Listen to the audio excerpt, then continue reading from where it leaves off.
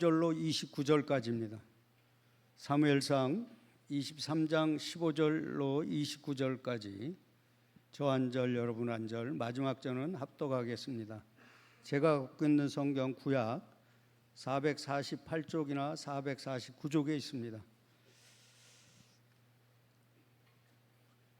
다 찾으신 줄 알고 제가 먼저 봉독하겠습니다. 다윗이 사울이 자기의 생명을 빼앗으려고 나온 것을 보았으므로 그가 광야 수풀에 있었더니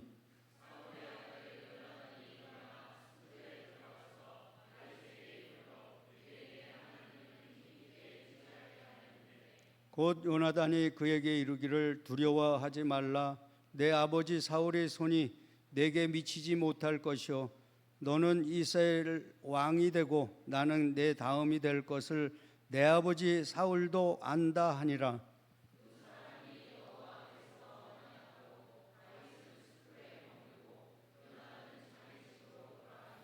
그때 10 사람들이 기브아에 이르러 사울에게 나와 이르되 다윗이 우리와 함께 광야 남쪽 하길라 산 숲을 요새에 숨지 아니하였나이까.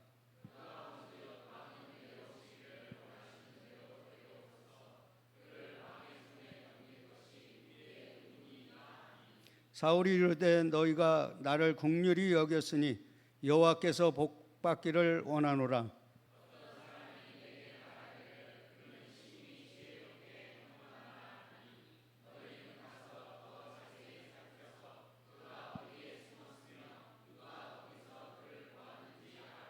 그가 숨어 있는 모든 곳을 정탐하고 실상을 내게 보고하라. 내가 너희와 함께 가리니 그가 이 땅에 있으면 유다 몇천 명 중에서라도 그를 찾아내리라 하더라.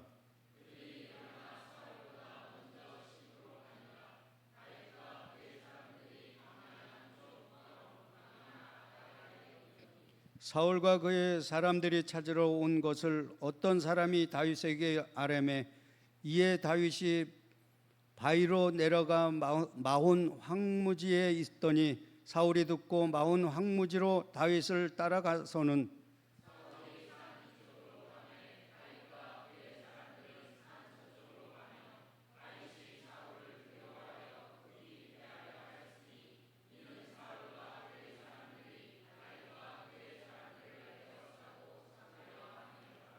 전령이 사울에게 와서 이르되 급히 오소서 블레셋 사람들이 땅을 침노하나이다.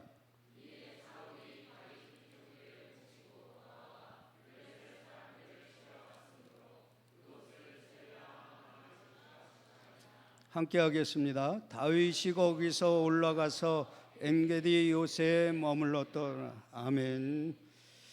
이두성 목사님 나오셔서 사무엘상 연속 설교 35번째 다윗아 너는 이스라엘의 왕이 되거라 라는 제목으로 말씀을 전하실 때 큰 은혜의 시간 되시기 바랍니다.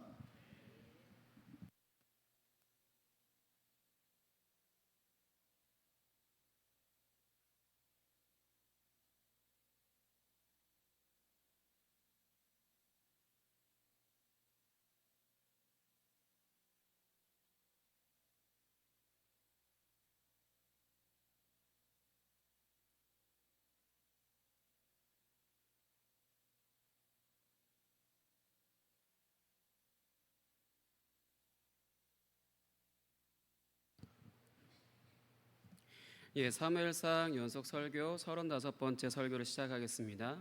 다윗은 그일라에서 피하고 난 후에 이제 사울은 다윗을 매일 찾았으나 이제 여호와께서 다윗을 사울의 손에 넘기지 않으셨기 때문에 찾을 수 없었습니다. 다윗은 이제 사울이 자신의 생명을 빼앗기 위해서 이제 나온 것을 알고 10 광야 수풀에 있었습니다. 이 10이라고 하는 발음하기도 힘든 이 10이라고 하는 지역도 유다 땅입니다. 헤브론 근처에 위치한 광야 지역입니다. 사울은 이제 다윗이 이곳에 있다는 것을 이제 알아서 출정한 것으로 이제 보입니다. 이때 이제 요나단이 사울보다 먼저 이제 다윗을 만나게 됩니다. 요나단은 이 만남에서 다윗에게 이제 하나님의 약속을 상기시켜 줍니다. 오늘 본문 말씀 17절 같이 읽겠습니다. 시작. 곧 요나단이 그에게 이르기를 두려워하지 말라. 내 아버지 사울의 손이 내게 미치지 못할 것이요 너는 이스라엘 왕이 되고 나는 내 다음이 될 것을 내 아버지 사울도 안다 하니라. 아멘. 이제 여호와께서 이제 함께 하시기 때문에 이제 사울의 손이 미치지 못할 것이기에 두려워할 필요가 없음을 일러준 것입니다. 이제 그러면서 이제 파격적인 말을 했죠. 너는 이스라엘의 왕이 되고 나는 너의 다음이 될 것을 내 아버지 사울도 안다는 것입니다. 이제 요나단의 이러한 말들은요, 이제 우리에게 굉장히 익숙한, 저는 어려서부터 이 말씀을 교회에서 계속 암송하라고 계속해서 그렇게 배웠었거든요. 여호수아서 1장 6절의 말씀을 연상시킵니다. 여호수아서 1장 6절 같이 읽겠습니다. 시작. 강하고 담대하라. 너는 내가 그들의 조상에게 맹세하여 그들에게 주리라 한 땅을 이 백성에게 차지하게 하리라. 아멘.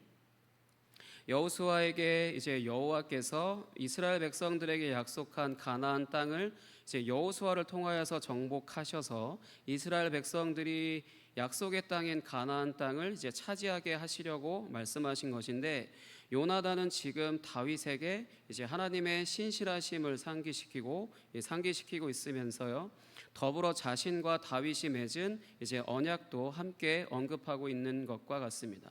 사무엘상 18장 3절과 4절 같이 읽겠습니다. 사무엘상 18장 3절과 4절입니다. 같이 읽겠습니다. 시작. 요나단은 다윗을 자기 생명같이 사랑하여 더불어 언약을 맺었으며 요나단이 자기가 입었던 겉옷을 벗어 다윗에게 주었고 자기의 군복과 칼과 활과 띠도 그리하였더라. 아멘. 이 두 사람은 이제 기존에 이 방금 읽으셨던 이 언약을 이제 또 한 번 갱신한 후에 이제 다윗은 수풀에 남고요, 요나단은 이제 집으로 돌아갑니다.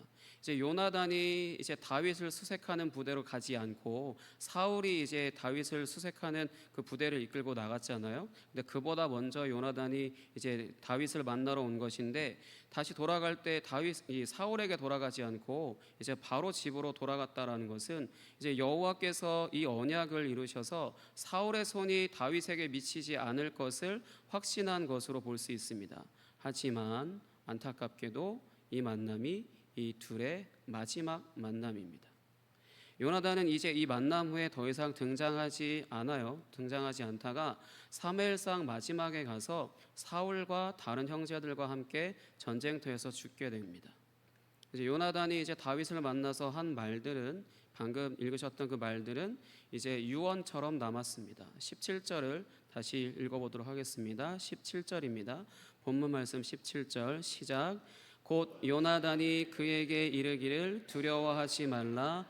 내 아버지 사울의 손이 내게 미치지 못할 것이요 너는 이스라엘 왕이 되고 나는 내 다음이 될 것을 내 아버지 사울도 안다 하니라.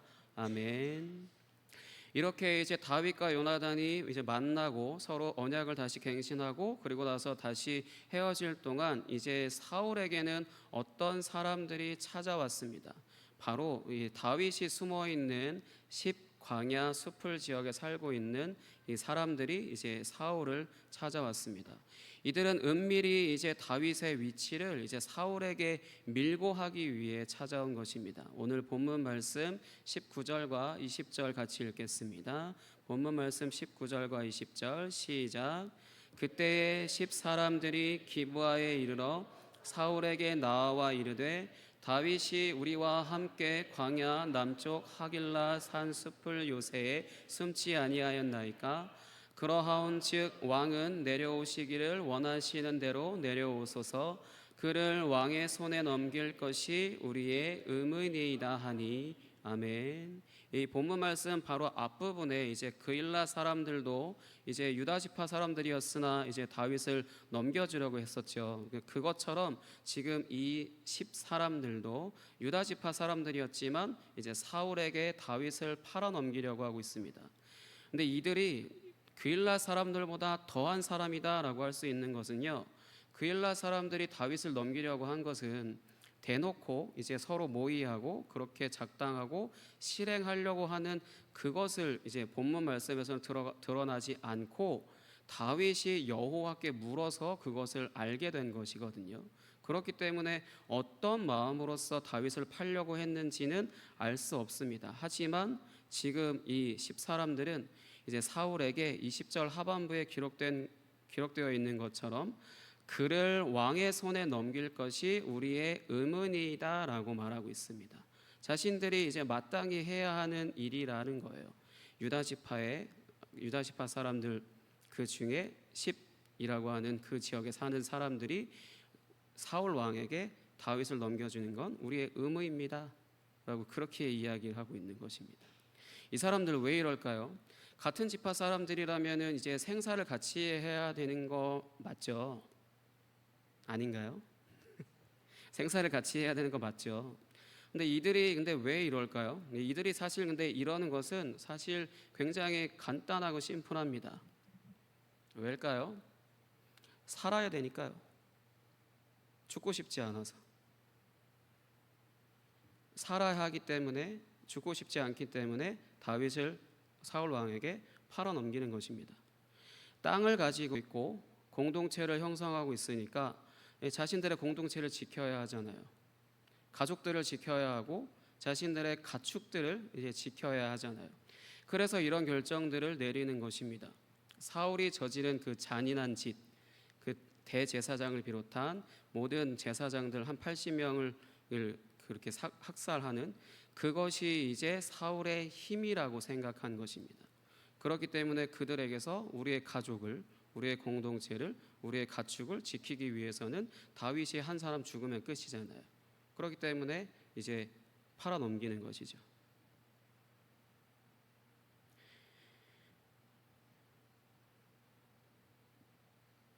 반면에 다윗의 공동체는 어떤 사람들일까요? 환난당한 자, 빚진 자, 마음이 원통한 자들입니다. 이런 사람들이 이제 다윗을 찾아왔다라는 것은 이제 자신이 속한 공동체 안에서 이들을 돌보지 않았다는 것을 뜻합니다. 오늘날로 치면요, 국가에서 사회적 약자라고 하는 사람들을 전혀 돌보지 않고 그냥 방치해둔 것입니다. 사실 구약 성경의 율법에는 이런 자들을 고아와 과부와 나그네, 사회적 약자로 분류되어 있는 사람들을 돌보라고 명령을 하거든요. 하지만 이제 그렇지 않은 것입니다. 그러니까 이제 사회 한쪽 코너에 몰려서 날마다 신음하면서 살아갈 소망이 전혀 없는 삶을 살았던 사람들이지요. 환난당한 자, 빚진 자, 마음이 원통한 자, 다윗을 쫓는 사람들은요. 근데 사실 오늘날도 마찬가지라고 할 수 있습니다. 돈이 있고 땅이 있고 가족이 있고 무엇이 되었든 가진 것이 있는 사람들 가운데 전부는 아니라고 하더라도요, 대부분의 사람들은 하나님을 자신이 가진 그것을 지켜주시는 분으로 여기기도 합니다. 하지만 당연히 하나님은 그런 사람들의 것을 지키시는 분이 아니시죠.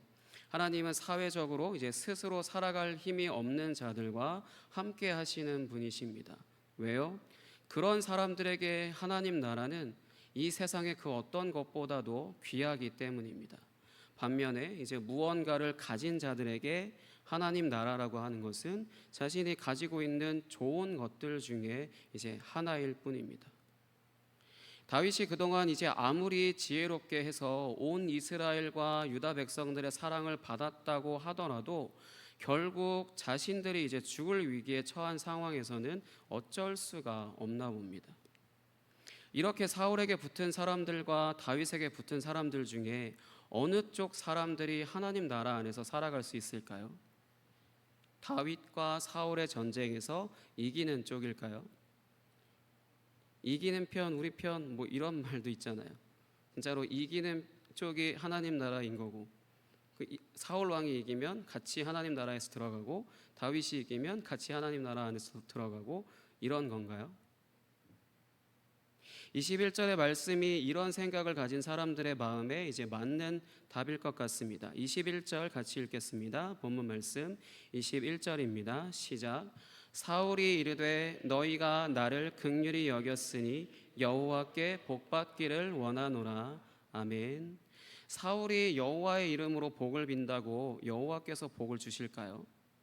전혀 그렇지 않죠. 하지만 사울의 힘을 이제 두려워하는 이들에게는 이제 그 누구보다도 그 무엇보다도 큰 은총일 것 같습니다. 이들은 이제 계속해서 사울이 다윗을 치러 가는 것에 있어서 이제 중요한 정보가 될 수 있는 어디에 숨었으며 누구와 만났는지, 그리고 다윗의 모든 은신처들을 알아내서 보고하라는 명령을 받고 이제 떠납니다. 23절에 이제 중반부에 보시면 내가 너희와 함께 가리니라는 이제 말씀이 등장을 하거든요. 이거는 내가 너희와 함께 가리니는 여호와께서 하신 말씀이 아닙니다. 사울이 한 말인데요. 이 말이 이제 이들에게는 여호와께서 함께 하시는 것 같이 굉장히 든든할 것 같습니다. 왜냐하면 사울에게 붙었잖아요. 이들은 이제 사울보다 먼저 이제 십에 도착하였고 다윗은 마온 광야 아라바에 있었습니다. 25절에서 이제 어떤 사람이 사울과 이제 그의 사람들이 다윗을 잡으러 온 것을 알렸고 다윗은 마온 황무지로 이제 갑니다. 사울이 이것을 알고 다윗을 이제 따라가서 산 이쪽에서 쫓아가고 다윗은 이제 산 저쪽에서 도망하고 또 사울이 산 이쪽에서 쫓아가고 다윗은 또 산 저쪽에서 도망하고 이것을 계속해서 반복하면서 양쪽이 술래잡기를 하듯이 쫓고 쫓기는 상황이 벌어집니다. 사울과 다윗의 오징어 게임이 이제 한판 벌어지고 있는 것과 같습니다. 이 게임의 룰은요, 사울은 다윗을 죽여야 승리하고요, 다윗은 이제 필사적으로 사울에게서 도망쳐야 승리합니다. 상대적으로 누가 더 유리할까요? 당연히 사울이 유리한 게임이라고 할 수 있습니다. 26절 후반부에 이제 사울과 그의 사람들이 다윗과 그의 사람들을 애워싸고 잡으려 함이었더라라고 기록된 것을 모아서 사울이 다윗을 토끼몰이를 하듯 이제 토끼몰이를 하는 방식으로 이제 사방으로 애워싸고 있습니다. 이때 다윗의 반응은 어떠냐면 26절 중반에 보시면 사울을 두려워하여 급히 피하려 하였으니라고 기록되어 있습니다. 아마도 이제 사방에서 조여오는 사울의 군대로 인하여서 얼굴이 정말 사색이 되었을 것 같습니다. 이제 정말로 일촉즉발의 상황이라고 할 수 있습니다. 한순간이라도 삐끗한다라면은 이제 그대로 도망가는 것이 거기서 끝날지도 모릅니다. 하지만 다행히도 이때 영화에서 많이 보던 장면이 등장합니다. 27절 같이 읽겠습니다. 오늘 본문 말씀 27절입니다. 시작.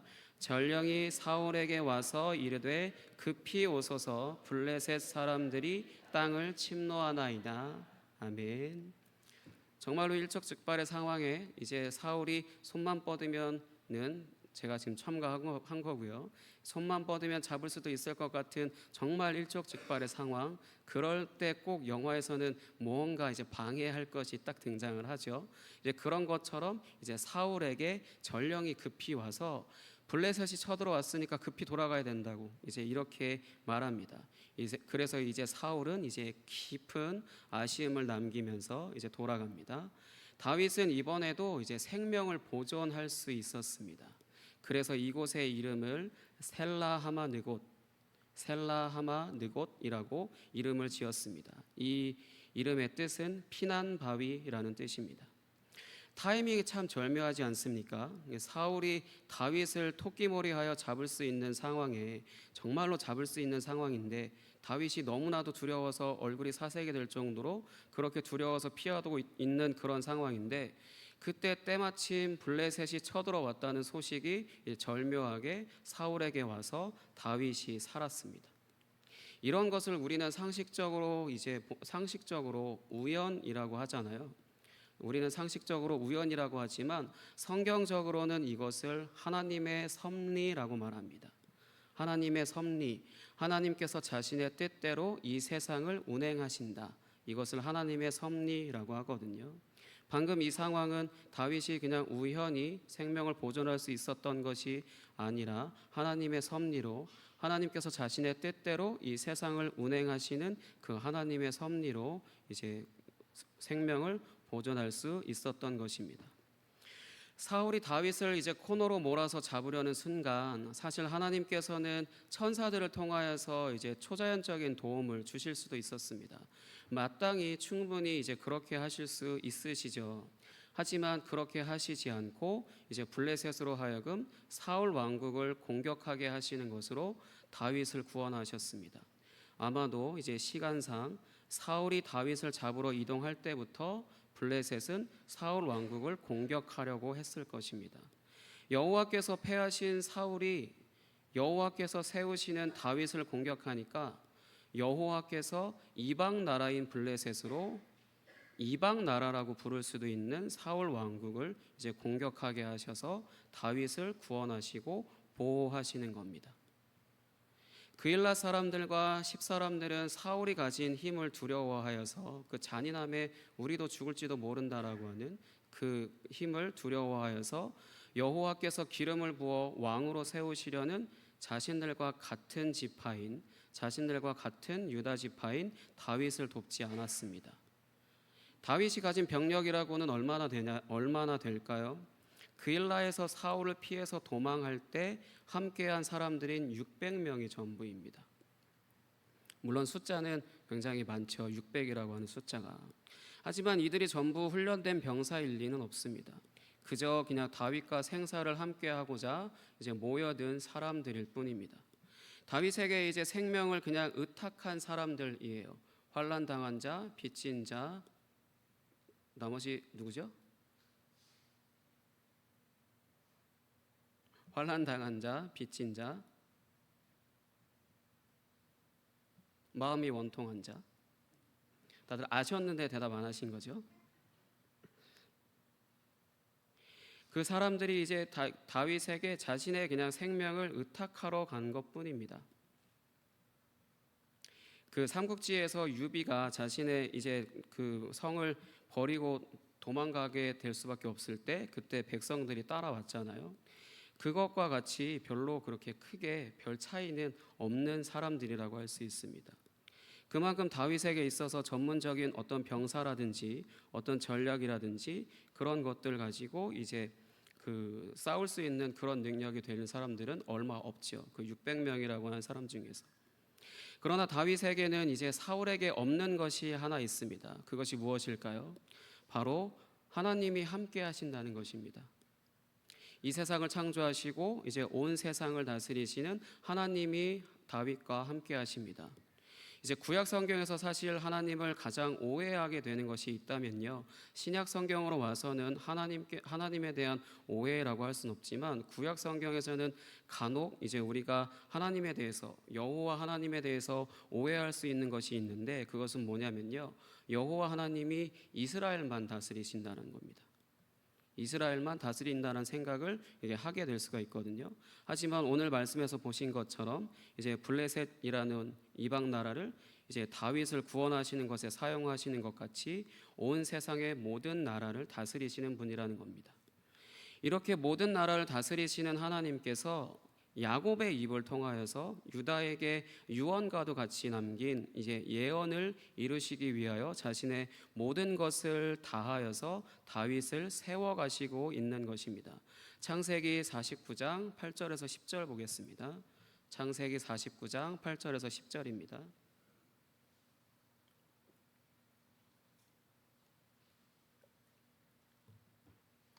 창세기 49장 8절에서 10절 같이 읽겠습니다. 시작.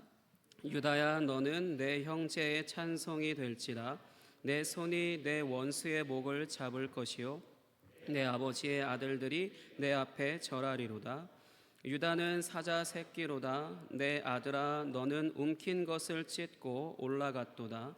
그가 엎드리고 웅크림이 수사자 같고 암사자 같으니 누가 그를 범할 수 있으랴. 규가 유다를 떠나지 아니하며 통치자의 지팡이가 그 발 사이에서 떠나지 아니하기를 실로가 오시기까지 이르리니 그에게 모든 백성이 복종하리로다. 아멘. 유다 지파에서 왕이 날 것이다라고 하는 것, 유다 지파가 모든 지파들 가운데 이제 왕이 나는 그 지파로서 세워질 세워질 것이다라고 이제 야곱의 입을 통하여서 유언과 같이 아들들을 축복할 때 유언과 같이 입에서 선포한 그 예언에 대해서 이제 언약에 신실하신 하나님이 야곱이 자신의 아들들을 축복하고자 기도할 때 야곱의 입을 통하여서 하나님의 뜻을 선포하게 하신 것을 지금까지 열심히 이루어가고 계시는 겁니다. 이렇게 언약에 신실하신 하나님께서는 아브라함과 언약을 맺을 때 자손이 셀 수 없이 많아질 것이라고 약속하신 것을 출애굽기에서 이루셨고요. 그 다음에 모세를 통하여서 언약을 맺으시려고 하실 때 제사장 나라가 될 것이다라고 말씀하신 것을 지금 다윗을 통하여 이제 이루어 가고 계시는 것입니다. 그렇기 때문에요, 다윗은 지금 두려운 상황 가운데 있어서 두려울 수밖에 없는 상황이지만 사실 전혀 두려워하지 않아도 되는 상황 가운데 있는 것입니다. 모세에게 말씀하신 대로 제사장 나라로 세워져야 하는 이스라엘에 야곱의 예언대로 이제 유다 지파 사람이 왕으로 세워져야 하기 때문에 다윗은 아직 죽을 때가 아닌 것입니다. 한국 교회 안에 굉장히 속담같이 일종의 진리처럼 하는 말들이 있죠. 사명이 있는 사람은 죽지 않는다. 사명이 있는 사람은 죽지 않는다. 다들 처음 들어보시나요? 저는 굉장히 많이 들어본 말인데, 사명이 있는 사람은 죽지 않는다라는 말이 한국 교회 안에 굉장히 많이 이제 선포되어지고 하거든요. 그래서 성경 어딘가에 있을 것 같은데 성경 말씀은 아닙니다. 성경 말씀은 아니지만 이 말이 어디서부터 시작되었는지는 저도 잘 모르지만요, 맞는 말입니다. 사명이 있는 사람은 절대 죽지 않습니다. 하나님께서 그 사명이 있는 사람을 통해서 하나님의 뜻을 다 이루실 때까지 절대 죽지 않습니다. 오히려 너무나도 잘 된다라고 할 수 있습니다. 사명이 있는 사람은 죽지 않는다라는 이 말보다는 사명이 있는 사람은 잘 될 수밖에 없다라고 이 말을 좀 바꿔야 한다고 저는 생각을 하거든요. 왜냐하면 사명이라고 하는 것을 내가 사명을 받은 사람이 감당하는 것이 아니기 때문에요. 하나님께서 다윗을 통하여 이루실 사명은 무엇이냐? 하나님께서 세우시는 나라인 이스라엘의 왕이 되게 하시는 것입니다. 이제 그것을 위해서 이제 다윗에게 이제 기름을 부은 것이죠. 다윗은 이 일을 위하여 태어났다고 말해도 전혀 이상하지 않습니다. 하나님은 다윗을 이스라엘 왕으로 세우셔서 하실 일이 있으세요. 그래서 다윗을 선택하셔서 기름을 부으셨습니다. 그것이 무엇이냐? 놀랍게도요, 창세기 1장 28절에 기록되어 있습니다. 창세기 1장 28절 같이 읽겠습니다. 시작. 하나님이 그들에게 복을 주시며 하나님이 그들에게 이르시되 생육하고 번성하여 땅에 충만하라. 땅을 정복하라. 바다의 물고기와 하늘의 새와 땅에 움직이는 모든 생물을 다스리라 하시니라. 아멘. 계속해서 새벽에 계속 이제 이 언약에 대해서 설교할 때 제가 이 말씀을 중심으로 해서 계속해서 창세기부터 쭉 이어서 말씀을 전하고 있는데요. 이 부분에 있어서 사실 이 말씀이 하나님이 창조하신 사람에게 주신 복이잖아요. 그렇게 알려져 있는 이 복이 사실은 하나님 자신이십니다.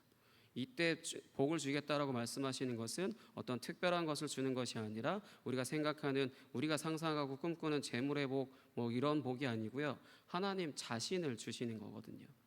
하나님 자신을 주는 것이고, 하나님의 생명을 복으로 선물 받은 사람을 통하여서 이제 이루어 가실 것이었습니다. 이 창세기 1장 28절이요. 하지만 이것을 이제 처음에 아담에게 주셨을 때 실패하였고, 이제 그 다음으로 이 생육하고 번성하여 땅에 충만하라, 땅을 정복하라, 모든 생물을 다스리라라고 하는 이 말씀이 노아에게도, 셋에게도, 아브라함에게도, 이삭에게도, 야곱에게도 계속해서 이제 문장이 조금씩 달라지지만 같은 의미로서 계속해서 언약 맺는 그 말씀이 주어지게 되는데, 이 부분에 있어서 제가 방금 누구까지 이야기했죠? 야곱까지 이야기했습니다. 야곱을 통하여서 이제 생육하고 번성하여 땅에 충만하라까지 이루셨어요. 그것이 이제 출애굽기 초반에 나옵니다. 그 부분에 있어서 그리고 이후에 모세와 여호수아를 통하여서 약속의 땅인 가나안 땅을 정복하라. 라고 하는 부분까지 이루셨고요. 이제 다윗을 통하여서 이스라엘의 왕으로 세우시는 것으로 모든 생물을 다스리라를 이루려고 하시는 겁니다. 이 부분에 있어서 하나님께서 다윗이 무언가를 잘해서 이뻐서 계속해서 생명을 보존시키는 것이 아니라는 겁니다. 이 세상을 창조하신 목적인 하나님의 이제 사랑의 왕국을 세우셔서 온 세상을 다스리시기 위해 이제 택하여 기름을 부은 사람이기 때문에 매번 살려주시는 겁니다. 다윗이 잘해도 못해도 상관없이 하나님이 계속해서 다윗을 살려주시는 것은 이것을 이루셔야 되기 때문에요. 그렇기 때문에 사명이 있는 사람은 죽지 않는다라는 것입니다.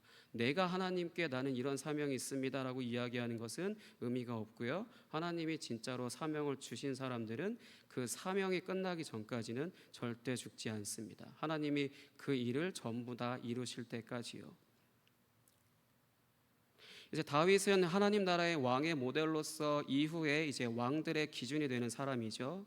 그래서 하나님의 마음에 합한 사람으로 발견되어서 이제 기름 부음을 받은 후부터 지금까지 다윗은 하나님 나라의 왕으로서 온 세상의 주님이 되셔서 다스리실 예수 그리스도의 그림자 같은 모습을 보여왔습니다. 제가 지난번 22장을 설교할 때 하나님 나라의 백성들은 환난당하고 빚지고 마음이 원통한 사람들로 이제 표현된 심령이 가난한 자이고, 그리고 신약에서 기름 부으심을 받은 이제 그리스도로 오시는 메시아가 다윗과 아비아달과 갓의 직분인 왕과 제사장과 선지자의 직분을 감당하실 분이라고 말씀드렸습니다. 이들의 특징은 전부 기름 부음을 받은 자들이라는 것입니다. 기름 부음을 받았다라고 하는 것은요, 그들의 이제 생사 화복은 오직 하나님이 주관하시는 것이라는 겁니다. 그러니 이제 사울이 아무리 용을 쓰고 아무리 죽을 힘을 다해서 다윗을 죽이려고 하더라도 절대로 죽일 수가 없습니다. 왜요? 하나님이 함께 하시기 때문입니다. 다니엘서 2장 44절 말씀 보겠습니다. 다니엘서 2장 44절입니다. 다니엘서 2장 44절 같이 읽겠습니다. 시작. 이 여러 왕들의 시대에 하늘의 하나님이 한 나라를 세우시리니 이것은 영원히 망하지도 아니할 것이요 그 국권이 다른 백성에게로 돌아가지도 아니할 것이요 도리어 이 모든 나라를 쳐서 멸망시키고 영원히 설 것이라. 아멘. 사랑하는 성도 여러분, 하나님 나라는 이제 방금 읽으신 다니엘서 말씀과 같은 곳입니다. 이 나라는 이제 예수 그리스도를 주님으로 믿는 사람들이 성령을 선물로 받아서 이제 들어가서 사는 것입니다. 이 나라는 영원히 망하지 않습니다. 오히려 모든 나라를 다 쳐서 멸망시키고 홀로 영원히 서 있는 나라입니다. 우리는 이 하나님 나라를 선물로 받은 것입니다. 지금은 비록 이제 사울에게 쫓기는 다윗처럼 이 세상에 쫓기며 살아가지만 하나님께서 말씀하신 것을 이루시기 위해 다윗을 이스라엘의 왕으로 세우셔서 나라가 평안해지고 이방 나라의 전쟁에서 승리하는 것처럼 우리의 삶에도 하나님이 싸워주시는 은혜를 통해 승리를 선물로 주시고, 그 다음에 또 다윗이 전리품을 챙겨서 자신의 공동체에 나눠주는 것처럼 우리의 삶에도 하나님께서 주시는 각종 선물들로 가득 찰 것입니다. 우리는 이런 하나님의 섭리 가운데 살아가는 자들입니다. 다윗이 이러한 하나님의 섭리 가운데 있기 때문에 다윗이 어떤 급박한 위험 가운데 있다 할지라도, 사울이 자신을 코앞으로까지 와서 죽이려고 한다 할지라도 그 모든 상황 가운데서 구원받을 수 있는 것입니다. 다윗이 잘하기 때문에, 기도를 열심히 했기 때문에, 찬양을 많이 만들었기 때문에, 무언가 선하기 때문에, 무언가 올바르게 하기 때문에 그래서 하나님께서 구원하시는 것이 아니라 그를 선택하셔서 이루실 일이 있으시기 때문에 계속해서 매번 그렇게 구원하시는 겁니다. 그것처럼 우리도 역시 우리의 삶에도 역시 우리가 힘들고 피곤하고 지치고 어떤 위험과 환난과 그런 모든 것들 가운데 처한다 하더라도 하나님께서 우리를 구원해 주시는 이유는 우리도 역시 그 기름 부음을 받았던 것처럼 성령을 선물로 받아서 우리도 역시 하나님 앞에 사명이 있기 때문입니다. 우리가 그 사명을 올바르게 잘 감당하고 있다라면요, 다윗이 얻었던 어떤 그런 복들이나 그런 모든 것들도 우리도 역시 다 받아서 누릴 수 있는 것이고요. 그 부분이 하나님께 무언가를 얻어내는 것이 아니라 마땅히 누릴 권리인 것입니다. 그것은 우리가 바로 하나님 나라에 있기 때문이고요. 그 하나님 나라는 그 어떤 나라와의 싸움에서도 절대 지지 않고 밀리지 않습니다. 우리는 그 나라 안에 들어가 있기 때문에 평안하다고 안전할 수 있는 것입니다. 우리는 이런 하나님의 섭리 가운데 살아가는 자들이라는 것을 기억하시기 바랍니다. 하나님께서 제대로 된 군사도 얼마 없는 다윗을 데리고 이제 사울 왕국을 무너뜨리고 결국은 승리하시는 것처럼 보잘것없는 우리를 데리고 이 세상 가운데서 승리하는 삶을 살게 하실 것입니다. 아멘. 날마다 이런 하나님의 섭리 안에서 하나님의 은혜를 누리시길 예수 그리스도의 이름으로 축복합니다. 이 시간 함께 찬양하고 기도하도록 하겠습니다.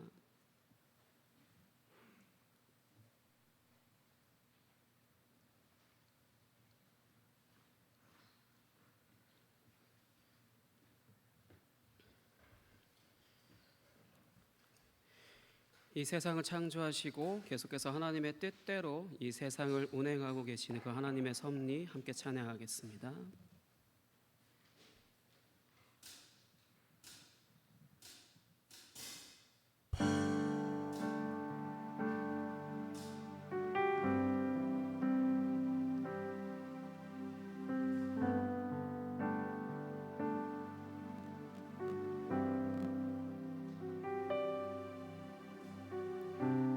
창조의 아버지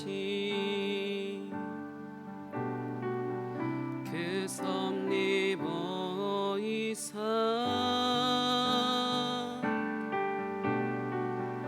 택하신 세대 일으키어 이 땅을 고치소서.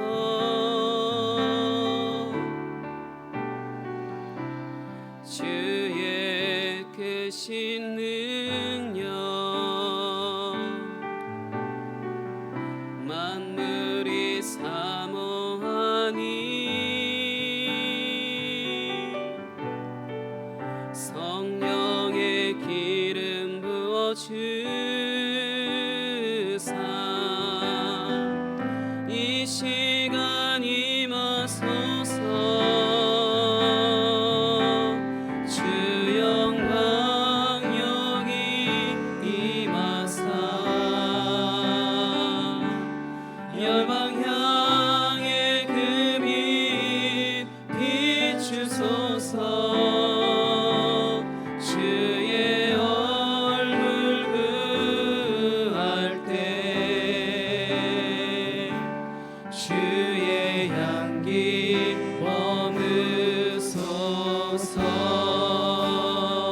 다시 한번 찬양하겠습니다. 창조의 아버지 창조의 아버지 그 섭리 보이사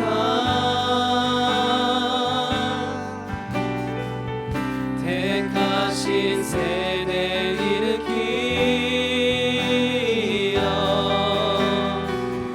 이 땅을 고치소서.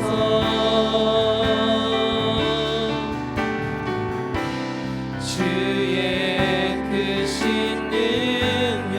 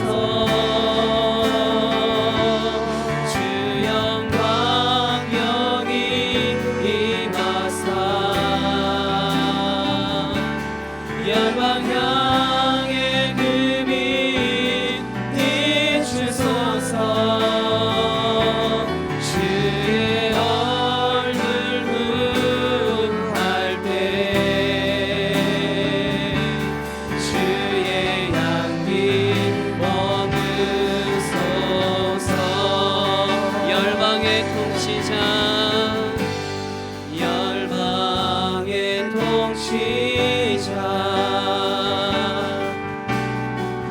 세상이 보리라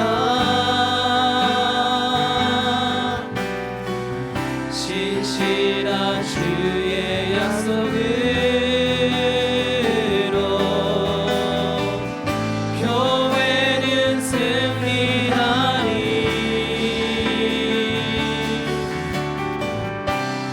우릴 돌아보사 강건케 하소서 연약함 모두 벗어지고 승리케 하옵소서 주 영광 여기 임하사 열방 향해 눈이 비추소서 주의 얼굴 구할 때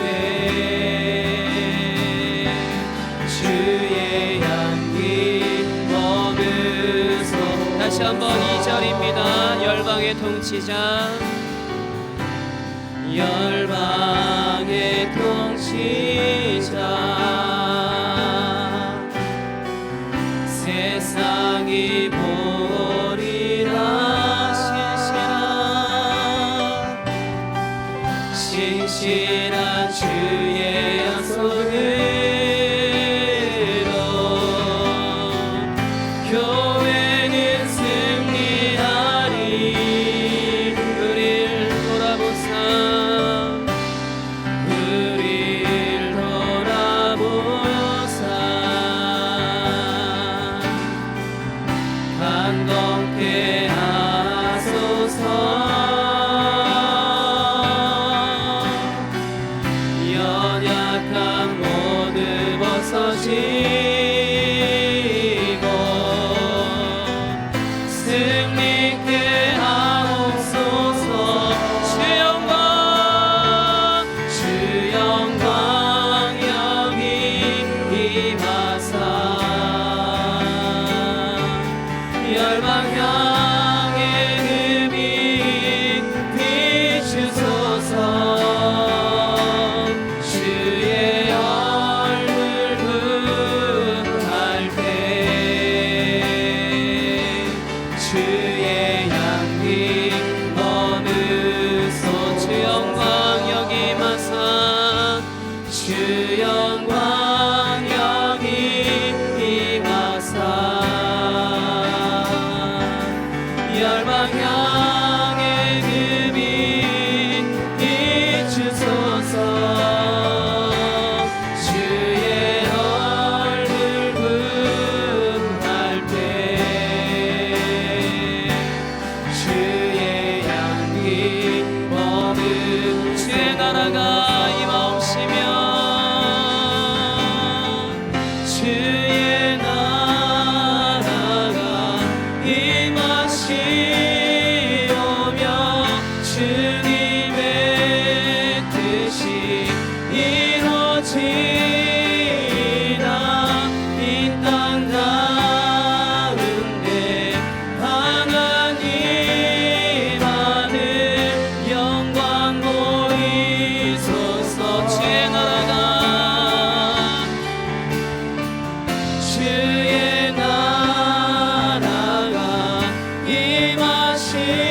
임하시오며 주님의 뜻이 이루어지나 이 땅 가운데 하나님 하늘 영광 보이소서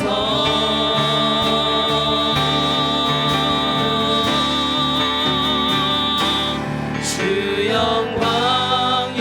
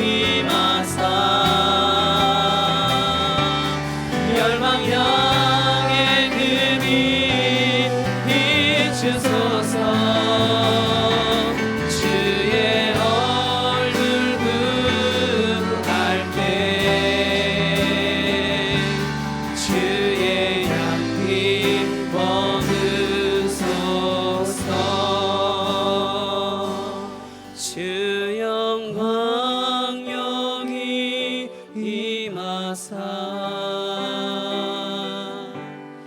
열방 향해 그 빛 비추소서 주의 얼굴 구할 때 주의 향기 머무소서.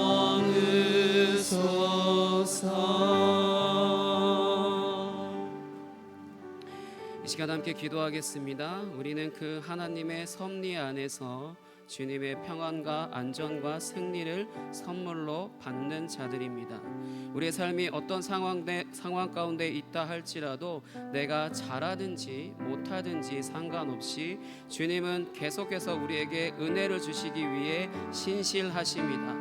이 시간 함께 기도했으면 좋겠습니다. 하나님, 나와 가정과 교회와 우리의 삶의 모든 자리에서 주님이 주시는 승리의 그 모든 선물을 누리게 하여 주옵소서. 이 시간 주여 한번 외치고 함께 기도하겠습니다. 주여!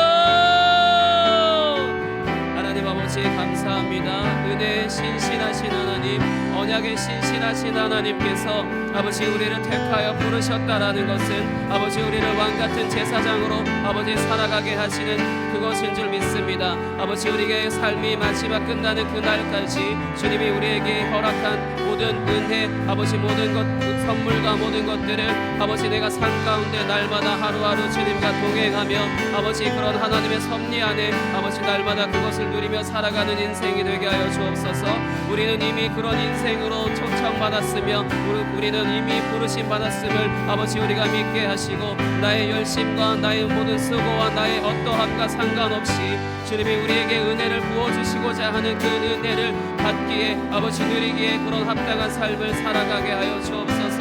아버지 내가 아버지 나 혼자 열심히 살아가고 있다라고 생각하는 그 순간에 주님은 나와 함께 하심으로 어떤 상황 가운데서도 나와 함께 하시며 주님의 뜻을 이루어가고 계시는 줄 믿사오니 그 하나님을 내가 발견하게 하시고 그 하나님과 교제하며 그 하나님 안에서 친밀하고 아버지 평안하고 안전함을 누리게 하여 주옵소서. 내가 비록 아버지 신앙생활을 남들보다 못한다 할지라도 아버지 남들보다 아버지 잘한 것이 없다 할지라도 내가 가진 것이 없다 할지라도 내가 질병 가운데 있다 할지라도 내가 환난 가운데 있다 할지라도 내가 막대한 빚을 지고 있다 할지라도 주님이 나와 함께 하시고 나를 택하시며 나와 함께 하신다라면은 아버지 나는 다윗과 같이 다윗이 이스라엘의 왕이 될 것으로 아버지 예정되어 있었던 것처럼 나의 삶도 주님이 주시는 그 은혜와 아버지 그것을 누리며 살아가는 그런 인생으로 새롭게 되어질 줄 믿습니다. 아버지 그 삶을 아버지 나에게 신실하게 이루시옵소서. 나는 그것을 이끌고 갈 힘이 없으며 나는 그것을 행할 능력이 없사오니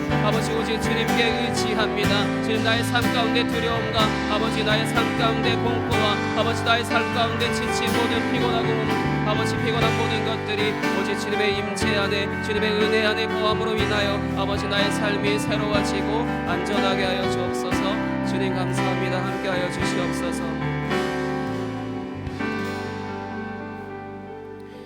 하나님 아버지 감사합니다. 이 세상을 창조하시고 이루시고자 하시는 생육하고 번성하여 땅에 충만하라, 땅을 정복하라, 모든 생물을 다스리라라고 사람에게 주셨던 그 복을 주님이 진실하게 다 이루어 가셨고 이루셨고 앞으로도 이제 주님 다시 오실 그날에 완성될 하나님 나라로 아버지 완성되는 그날을 아버지 우리가 기대하게 하여 주옵소서. 그 모든 시간들이 우리에게 허락되었고 우리가 그 안에 부르심을 입었다라는 것은 우리가 그 나라 안에서 주님의 은혜로 살아가는 주님의 그 섭리 안에서 하나님의 은혜를 누리며 살아가는 그런 인생으로서 부르심 입은 줄 믿습니다. 그 삶이 우리에게 충만하게 이루어지게 하여 주옵소서. 그래서 날마다 내가 어떤 상황 가운데 있다 할지라도 주님이 나와 함께 하심으로 승리하게 하시고 내가 질병 가운데 있다 할지라도 내가 고통 가운데 있다 할지라도 주님이 나와 함께 하셔서 그 모든 상황 가운데 다윗을 구원하셨던 것처럼 나의 삶도 구원하여 주시옵소서. 그렇게 행하실 주님을 기대합니다. 오직 주님만 홀로 영광 받아 주옵소서. 감사합니다. 살아계신 예수 그리스도의 이름으로 기도하였습니다. 아멘.